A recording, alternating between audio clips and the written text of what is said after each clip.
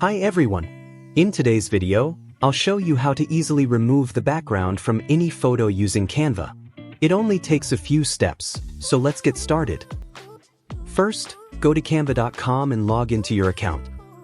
Once you're in, click on Create a Design and select your canvas size.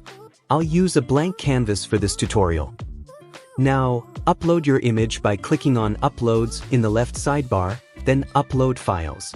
Select the photo you want to edit from your computer. Drag your uploaded image onto your canvas. Adjust the image size and position it however you like. With your image selected, go to the toolbar at the top and click on Edit Image. Find Background Remover and click it. Canva will automatically remove the background.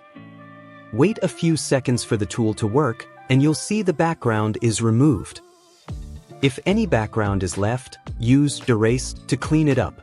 If you erase too much, use Restore to bring it back. When you're happy with the result, click Share in the top right. Select Download, choose your preferred format, like PNG or JPG, and hit Download to save your image. And that's it. You now have a clean, professional image without any background. If you found this video helpful, please give it a thumbs up and subscribe for more quick tutorials.